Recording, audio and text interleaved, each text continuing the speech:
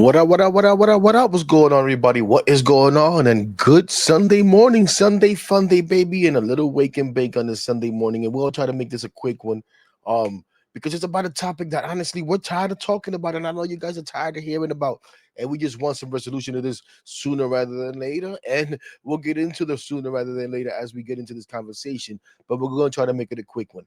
And the topic has come up again, and you know what it is the whole Peter Alonso topic, right? And is the Mets going to bring Peter Alonso back or not? Is Peter Alonso going to walk? Is going to find a more lucrative deal somewhere else that's going to make him want to walk? We'll find out. Only time will tell. But again, the topic came to the head right now, came up again where we're all talking about it, or people are reacting to it, where I made a post and I said Peter Alonso is not the problem. And I gotta be honest, I didn't realize what how some people may take that. And when I said that, the last thing I was thinking about a clubhouse problem or being a culture problem or anything like that, because I don't believe that about Peter Alonso. I'm not necessarily sure whether we have a culture problem or not, although we could talk about things that could be better. And we do try to talk about it sometimes, and people don't really want to hear it because people want to have the conversation, but it only has to be a certain way. It only has to be about certain guys, right? Which drives me crazy. But Paragazzo, think for what does he write for? SI.com. I apologize. I should have known that off the top of my head, but sometimes I forget, and I just wanted to make sure. Paragazzo, SI.com, puts out a post yesterday on X. Here's what I'm hearing about the Mets offseason plans. Here's what I'm hearing about the Mets offseason plans. Of course, that's going to catch everybody's attention, right? Who doesn't want to know what the Mets offseason plans are? We all do. We all do. And then when you go to the article, this is what makes me laugh. Changes are likely coming to the New York Mets this offseason. Well, we all know that. We all know that. Here's what I'm hearing regarding those plans, the team's plans this winter after missing out on the postseason in 2025. Okay, so what are you hearing, Pat? What are you hearing? And this is where it gets fun to me. According to a rival NL scout, done. Done. According to a rival NL scout. So you're going to tell me about the Mets offseason plans, but you're talking to a rival scout. You're not even going to talk to me and tell me you're talking to an unnamed source on the New York Mets, in the Mets front office, in the Mets coaching staff, whatever the hell, however you want to word it, but at least coming from the Mets. No, we're going to talk about the Mets offseason plans according to an NL rival scout. And the first thing that follows that is the Mets recognize that their clubhouse is in need of a culture shift following last season's slow collapse. A culture shift, it's not better pitching. It's not guys not walking the ballpark. It's not a better 6 through 9, 5 through 9. That's not what it is. It's a culture shift. Okay. And listen, we've all had this conversation as fans. We've wondered for a while whether this core is good enough to win. We wondered for a while whether they had the right leadership to win. We have had the conversation. And it always points to certain guys, right? It always points to Jeff McNeil because Jeff McNeil is a bad guy, and everybody dislikes Jeff McNeil because Jeff McNeil hates making an out. And then, of course, there was a situation with Francisco Lindor and Jeff McNeil, which Jeff McNeil gets all the blame for. And I'm not here to say who's bad, who's not, who's a problem in the clubhouse, who isn't. I'm not in the clubhouse. I don't have access into the clubhouse. All we can go by, right, is the stuff that we hear by reporters and so on and so forth. That's it. We can maybe read on body language and try to deduct and make assumptions, but we don't really know. We don't really know. What we do know is again that Jeff McNeil and Francisco Lindor had a little bit of a problem, right? And they got into a tussle. Then we know, or we've heard, or we've learned a little bit this year, and see people like some people would ignore it, like, again, because it's not the guys that they want to talk about. Or people say, well, it's not that there was a problem in the clubhouse this year, but there wasn't that camaraderie, that vibe that they had in 2024, right? There was some that said Francisco Lindor and Juan Soto never really spoke to each other.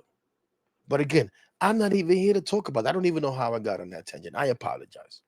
I apologize. Because to me, what we're going to find out this offseason, ladies and gentlemen, because right away, again, the article follows.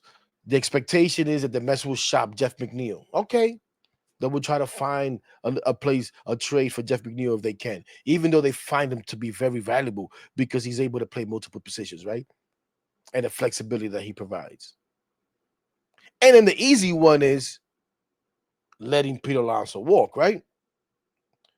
So the Mets will flow utility man Jeff McNeil on the trade market and let franchise cornerstone first baseman Peter Alonso walk in free agency unless he takes a team-friendly deal. Didn't we know that? We know that that's what they're thinking. This is not breaking news, as some people try to put it out there. Breaking news. The Mets will let Peter Alonso walk. And I forget the wording. It didn't even make sense how some of the aggregators put it out there. But this is not breaking news. This is not bringing light to anything. This is what we all know.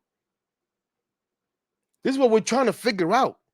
And what we're going to find out, in my opinion, in this offseason is, does David Stearns really have the autonomy to run this team as he sees fit, right? Because it's not just Peter Alonso. It's not just Jeff McNeil. It's the question is, David Stearns going to bring back Edwin Diaz, right? And again, these are subjects and topics, and this is why I haven't been doing much content, because it's tiring already. It's the same nonsense until we start really moving forward here. But this is what I say. Does David Stearns have the autonomy? If David Stearns is going to hold steadfast on, I'm not going long-term deal with a first baseman who's in his 31st, 31-year-old season when we come back to playing next year, and giving him a long-term deal and investing big money and locking up a position and then possibly DH while I want to maintain all of that nonsense. If that is true, if it's true how people are saying, well, the Mets are not going to drag this out this year, they're going to make the decision. Well, go ahead and do that, David Stern. Show us you have the autonomy. Show the guts to come out there and do, like I think Brian Cashman did with Gleyber Torres, and said, wait, we wish Gleyber Torres luck. We're going in a different direction. Everybody knew what was going on there, right? So come on and say, listen, we love Peter Alonso. We love what he's done. Congratulations again on being the Mets home run leader or whatever. Career home runs leader. But we're going in a different direction. And do it. But he ain't going to do that.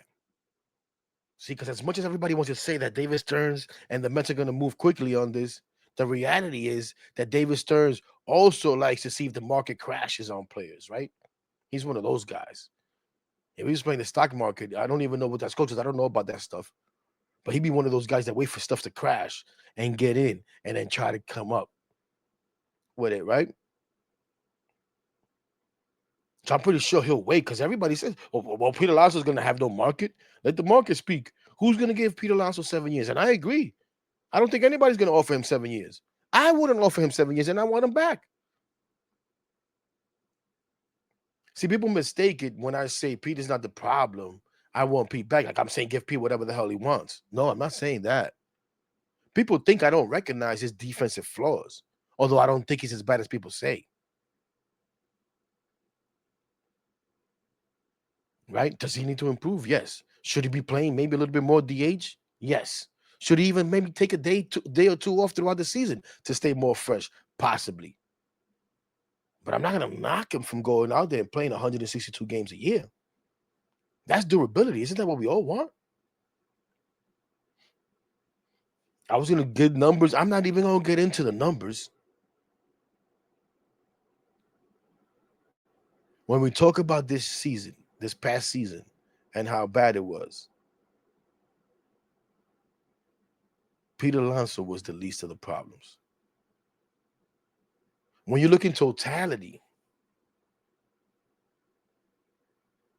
Peter Alonso is the least of the problems. How can someone who produces at the level that Peter Alonso produces be a problem? How's that possible? And again, I'm not even talking about a clubhouse. Now, do I think Peter Alonso is one of the greatest leaders out there? Nah. I said it before. Sometimes I hear Peter Alonso talking. I don't want to hear him speak anymore. But one time that I appreciated what Peter Alonso said was that last press conference at the end of the season, which everybody's killing him for, because he answered a question in 1 second. Hey, Pete, think you're going to be opting out this year? Yeah, we'll be opting out. Okay. And we moved on. An 8-minute post-game conference where 5 minutes in, 1 second, he answered a question. And Peter Alonso is the bad guy.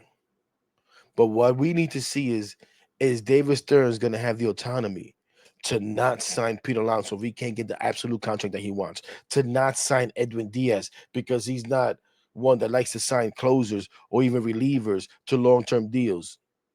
And again, the age. Or is Steve Cohen going to have to step in again and say, no, we're bringing these guys back. Figure it out, but we're bringing them back. And if he does that, then how long is this going to be a working relationship before one of the other two says, you know what, this is not going to work? Will it be David Stearns who says, you know what, I can't run this team if every time I want to go a certain direction, you force me to do something, and now I got to work around that? Or if Steve Cohen says, hey, listen, I understand, and I want you to be good and bring some of those practices you had in Milwaukee, but this is not Milwaukee. We can extend ourselves a little bit. And we keep saying that over and over. That's what we need to see from David Stearns. This is a key offseason. It's a lot of tough decisions to make.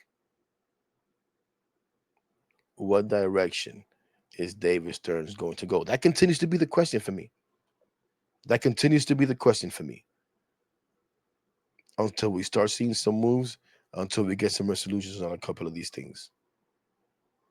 But that's your morning blunt. A little longer than I wanted it to be, for sure. But that's blunt thoughts for you, man. I apologize. But as always, don't forget to share, subscribe, thumbs up, all that good stuff. And it is Sunday, so we will be back tonight for Blunt Thoughts Live edition. And because we don't want to talk about the same crap on over and over, and we want to put a twist to it, it will be another super fan conversation edition, as my homie Skills will be joining me tonight. And tomorrow we have another one. Details we could be coming on that a little later on today. But we will be having back-to-back super fan editions, both today and tomorrow. As things start to happen, we will have some more blunt thoughts. We will be talking on our own with you guys and sharing our thoughts on what's going on. Other than that, again, enjoy your day. Sunday fun day. Have a lot of fun. Enjoy the football out there. And don't forget, 8:15 tonight, me and my guest Skills will be talking a little Mets, mostly Mets, and we'll sneak in some Knicks in there, as she's also a super Knicks fan. Anyways, you already know what it is. All day, every day. LFGM, baby, in honor of my boy Pete. Have a good day, everybody. Peace. Click full of animals and we made ourselves with minimal. Fuck you, no subliminals. Putting in this work, nigga. That's why they feelings hurt, nigga. Swear we need a hearse cause we rep our shites to the dirt, nigga. If I'm in the club,